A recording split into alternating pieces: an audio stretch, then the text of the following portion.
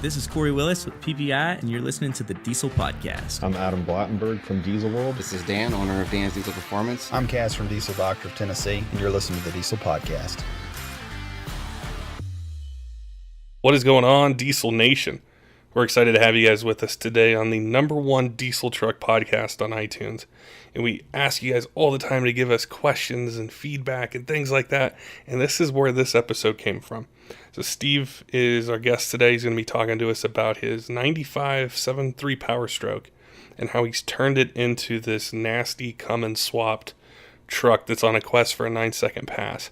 And we love these episodes because there's so much feedback, so many messages we get from you guys where you have this vision of a truck build and you're trying to think how to do it, but you don't have the resources or know where to find the resources, or there's questions that you have and you're struggling with where to find the answers. And a build like this kind of brings that all together. And we're going to go through, where do you find the information on the fuel? What kind of turbo setup should you match with it? What about the transmission? What do you need to make a 9-second pass? And going through that whole process, putting together a game plan. So we know you guys are going to love this episode. Before we get to it, though, we want to thank two of our sponsors who help make episodes like this one possible. And on this podcast, you're going to be hearing a lot about air and fuel. And Dan's Diesel Performance is the official drop-in turbo of the Diesel Podcast, and those guys have a complete lineup of drop-in replacement turbos for your Duramax, Cummins, or Powerstroke. And these things, if you're looking to make more power, drop your EGTs, looking for something better than stock, you got to go to dansdieselperformance.com. Check out what they have. If you have any questions, just give them a call. There's a great crew there, very experienced. They can answer any questions you might have. Make sure you get the right turbo for your application and make sure the truck's running better. And then also on the fuel side, Fleece Performance is the official lift pump of the Diesel Podcast. And we've had Braden Chase Fleece on to tell us about their lift pump. It's a drop-in lift pump, so the install's super easy. It's got a lifetime warranty. They made it the most friendly install upgraded lift pump that you can get on the market. Make sure you go to fleeceperformance.com, check it out. If you're just getting into diesel performance, upgrading the fuel system is going to be one of the first things you do to make sure you get plenty of fuel from the tank to the injection pump, and Fleece has you covered. All right, let's get to the podcast with Steve talking about his 95 7.3 Powerstroke that has turned into a nasty Cummins-swapped truck on a quest for a 9-second pass. Steve, it is fantastic to have you on the Diesel Podcast today. It was really cool when you messaged into us and like, hey, I got this really cool build, check it out. And I went onto your Instagram page and I'm like, we need to talk about this Ford OBS with what looks like a nasty common rail in it. And it's going to be cool to chat with you about the build. Yeah, definitely. Thank you for having me. Tell us a bit about the truck, what year it is, when you got it, kind of how life started with that truck. So I bought the truck in about 2010.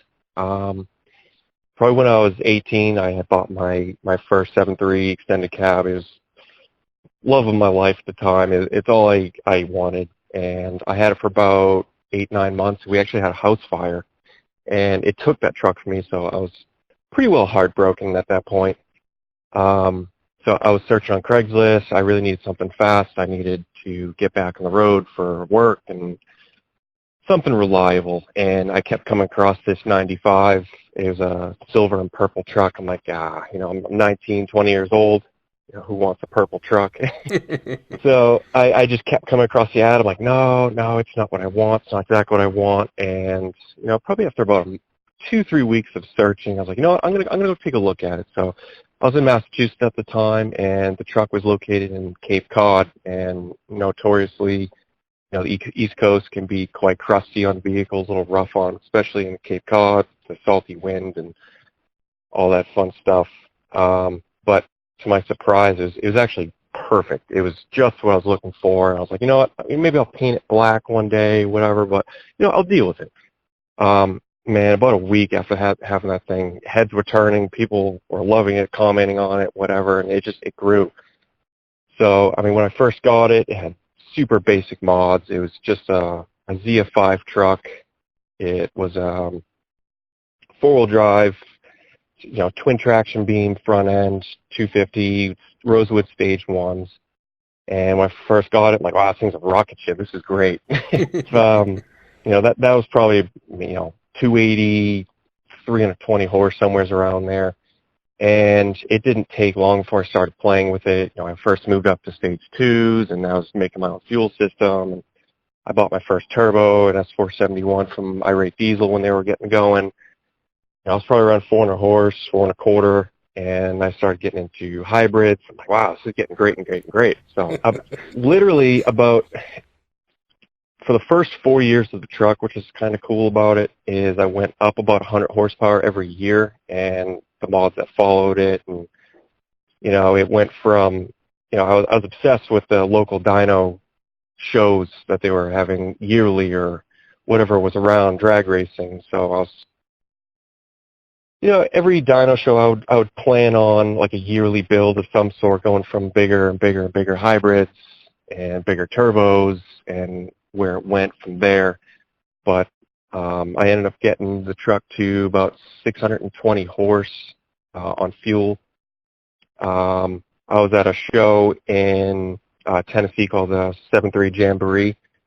At the time, it was an invite type of deal for the tight-knit 7.3 community, and we just had a blast. And, it was sled pulling and dirt drag racing, eighth mile track, and just kind of hanging out with some dynoing. And I started playing with nitrous a little bit there, and I got the truck up to about 700 horse, and I was like, man, this thing is a blast.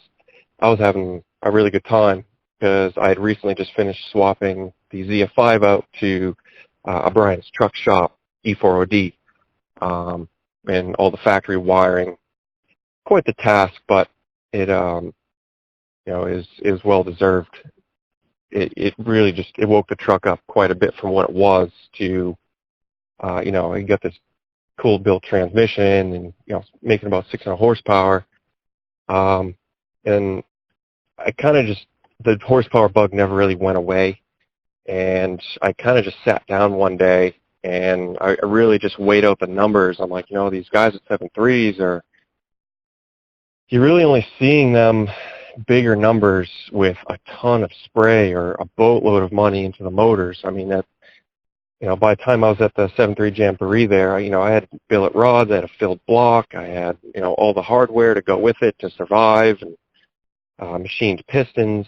I had a stock cam and stock heads, but the dollar amount wasn't adding up for the horsepower. So basically when I got back over that fall, I had pretty much decided, hey, let's bump it up a little bit. I had hand and hawed over doing a common rail swap for quite a while because I was such a 7.3 fan for quite a while. I still love them, and we still own a couple of them, but the dollar per pound, what you can get out of doing a newer diesel fuel injection swap, the cost way overweighed what I would get out of the benefits for it. So that's why I kind of decided to, yank it out, and it must have been the perfect time, like the planets aligned, because I had listed my motor for sale, all the parts to go with it, and within a week, every single part, nut and bolt in that truck was sold, except I kept the turbo and the Brian's Truck Shop E4OD. It was a fresh trans at that time. It was an S475. So, all right, well, let's call up diesel conversion specialists, and I'd found a good deal on a blown-up 5.9. I got 2 motors for a really good price, actually. They were mostly complete, and I kind of parted those out and made a Frankenstein out of the 2 to a healthy running stock, for the most part, common rail. Before I finished that up, I was like, let's add some horsepower. I think 800 horsepower would be really cool. That'd be right where the trans is probably happy, probably where the turbo would be happy. Let's try that. So I had 170% dual fuelers, and kind of just started taking off from there. Went from a simple stock CP3 to, let's add this. Why not? Let's add that. It starts to snowball a little bit. Oh, God, did it. So I thought I would have been ecstatic with 800 horsepower, set and done. This thing's going to be a missile. It's going to be a ton of fun to drive. I was still kind of dailying the truck. It was becoming more of a weekend warrior at that point.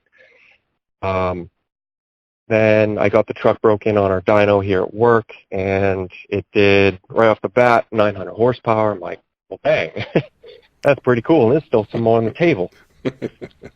So that whole first season, this is a year and a half ago now. It actually isn't all that long, where it's transpired to.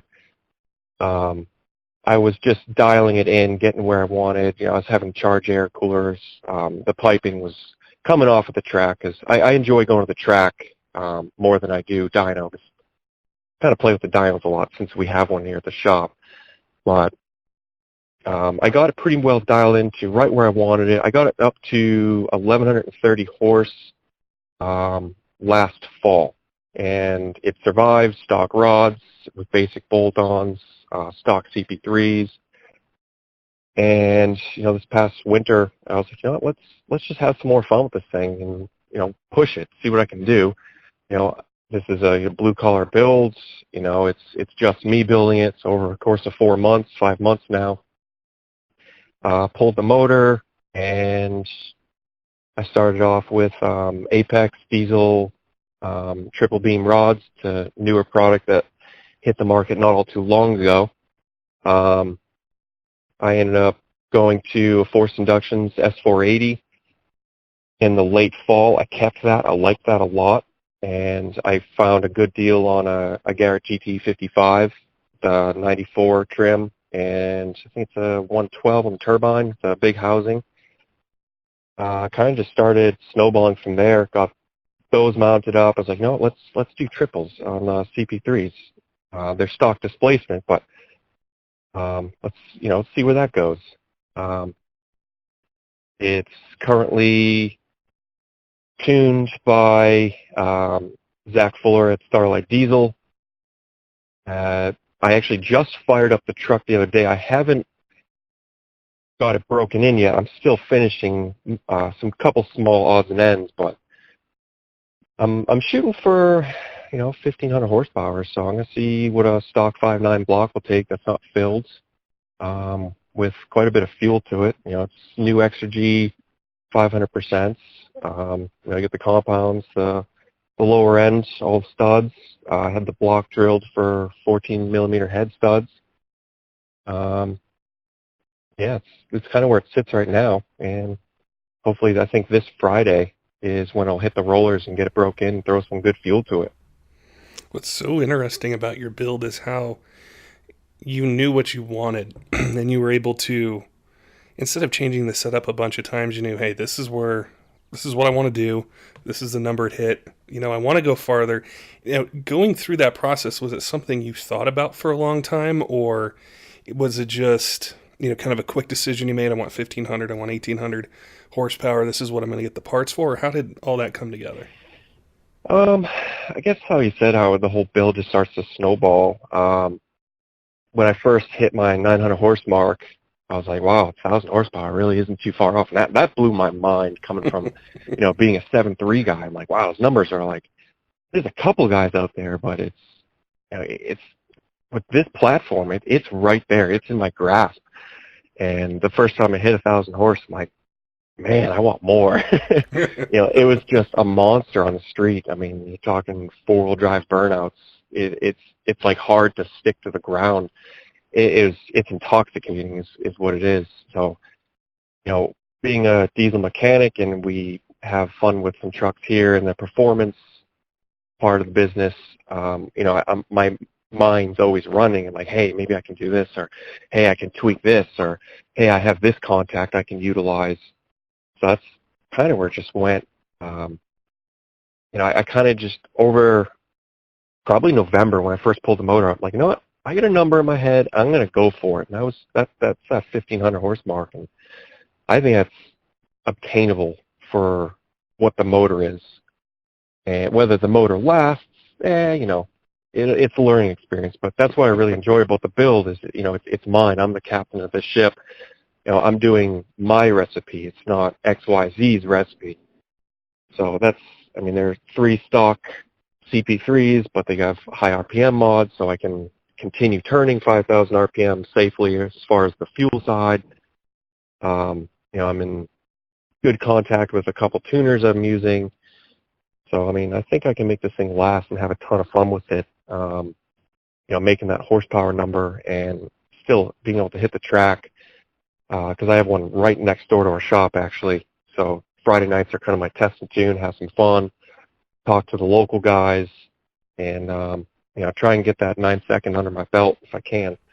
When you take the truck out, are there a lot of diesels that go race, or is it something where you take the truck out and people are like, what's this thing doing here? And then you go out there. Yeah, exactly. So there's a lot of car guys around here, few diesels. There's a couple built diesels, high 800-900 horsepower trucks, maybe only a couple thousand horse trucks, but they don't really make it to this track all that often. But yeah, when I show up with this, purple stock appearing Ford F-250, like, what's this thing going to run? And I make my pass like, whoa, what's going on there? And then all the Cummins guys that are in line will start coming over and be like, dude, you kidding me? You put a common rail on this thing? So it's a conversation piece, and that's what I absolutely love about the truck. I love the conversation that the truck always strikes up with the locals at events or, any meets, whatever I'm at, wherever I can bring the truck. I just love to have fun with it, really.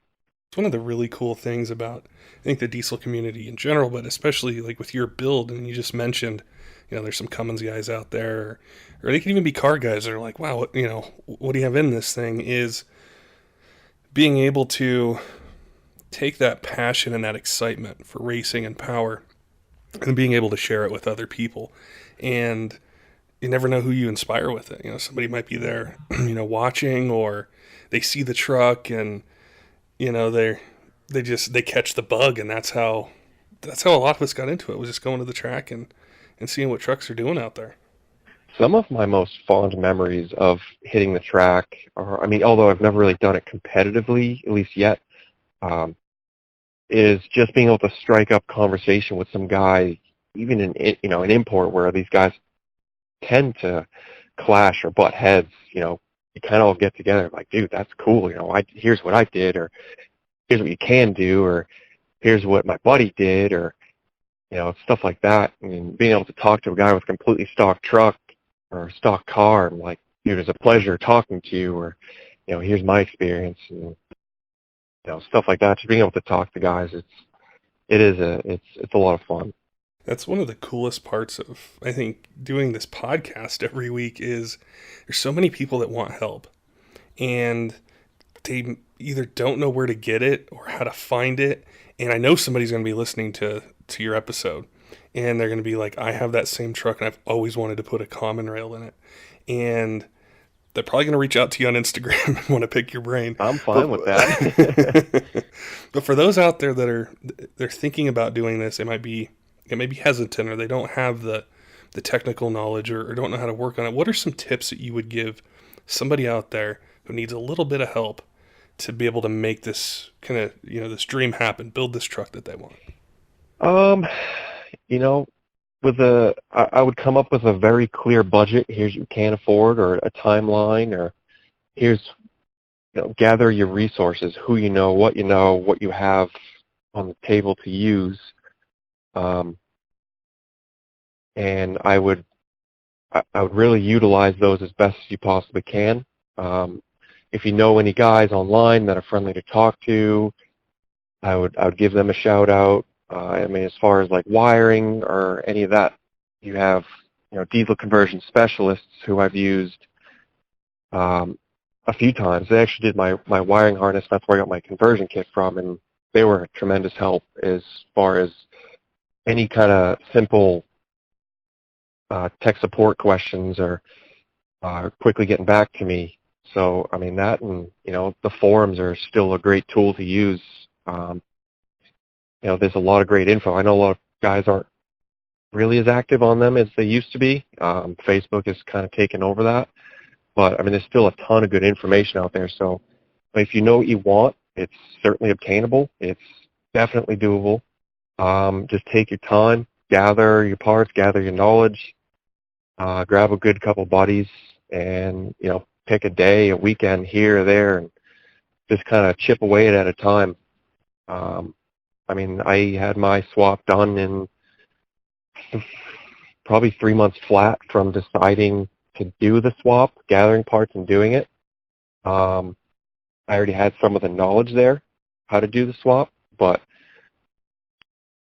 it's kind of, I took my time, weekends or a couple hours here and there at night and chipped away at it until I got exactly what I wanted, and then, you fine-tune it and sculpt it from there. And it's not afraid to ask for help, whether it's, calling a company or,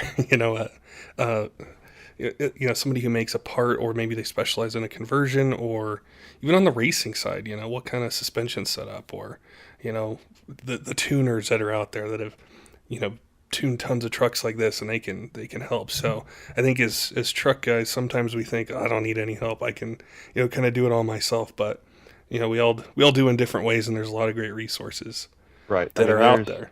There's a tremendous amount of knowledge out there, and the guys that are willing to help you and give that information away, that knowledge or assist or point is such a huge help. Some guys like to keep it all a secret, but there's really no fun in that. You don't have to give away your trade secrets, but hey, I did this and I experienced this. I think you should do that. I think if a lot more people were like that, the truck community can be a whole lot more friendly. Not saying it's not, but there's some guys that like to bash or quickly turn you down. Just have fun with it. Be a tight-knit community. And enjoy it.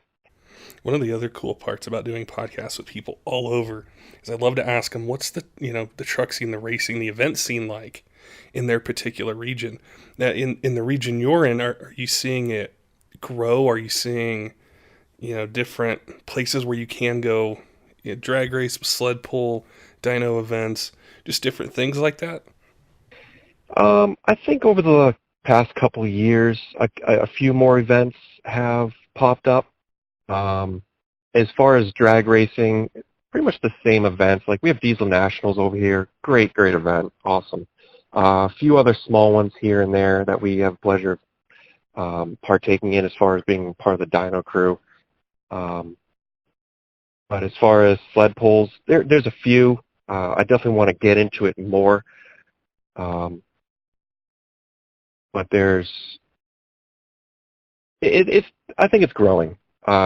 You got these younger guys that are definitely starting to get into it, and I think they're starting to turn their heads away from the whole goal rolling thing to, hey, let's actually build this thing correctly. Let me add this tuner instead of that tuner.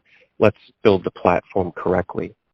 It seems like over the last few years as well, with I think some of the events that are out there, like Ultimate Callout Challenge is one where it really pushed the envelope of power, and all the, I think, innovation and strategy that has come from events like that like the trucks that are being built now, even by the younger people that are just getting into it, they're light years ahead of where they were like 10, 15 years ago.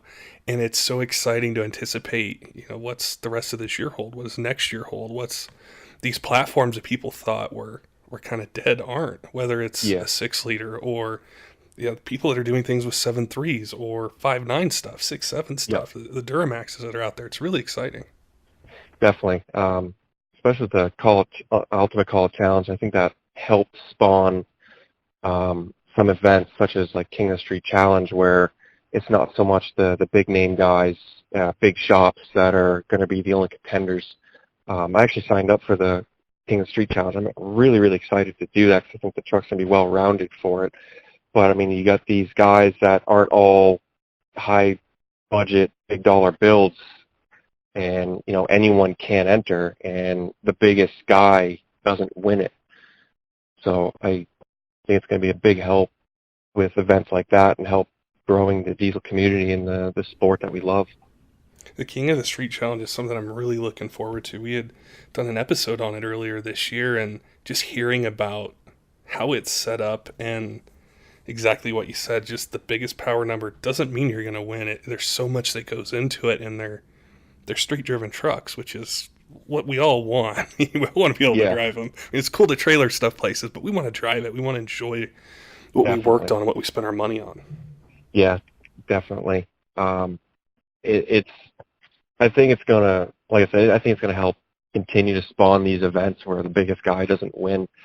But I mean, you get events like that offer a little bit of everything that there kind of is to offer, and have a great time with these guys and talk and share stories, or look at who's got this setup and what works, what doesn't work. Just help the vast of knowledge expand out there. You got a lot of cool pictures and videos of your truck on your page. For our listeners out there that are on Instagram, how can they find you and check out your truck build and videos and things you're going to be posting throughout the year?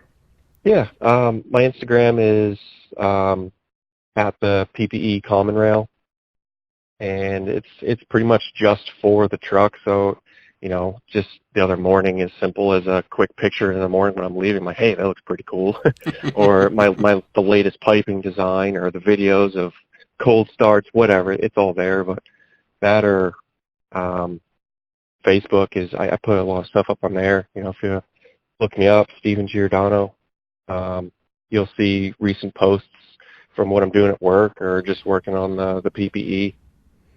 It's really cool to hear about this build, kind of just like we're at an event and we're just talking about it, and seeing the truck, and there's not a ton of trucks out there like yours. It's unique in what you've done with it, and I'm looking forward to seeing what it does throughout the year, and King of the Street Challenge, and just when you get that 9-second pass, you gotta hit us up, let us know. Oh, definitely. I'll definitely keep everyone updated. I just love putting simple things out there. Like, I'm just your average guy, just trying to have some fun and push the envelope what I can. Yeah.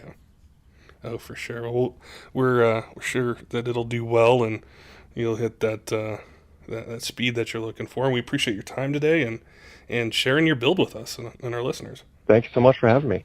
Don't forget, diesel fans, make sure to head on over to dansdieselperformance.com. Check out the complete lineup those guys have for drop-in turbos. Summer's right around the corner. It's going to be time to tow the toys out on vacation, and lowering your EGTs, making a bit more power, having a bit more fun is going to be part of that. Make sure you check out what they got. And also Fleece Performance. Fleece Performance, their drop-in lift pump it's sweet. We hear from a lot of people out there what a simple install it is, and what a big difference that it makes with performance and being able to make a bit more torque, whether it's for towing or it's for racing, anything like that. Till next time, keep the shiny side up.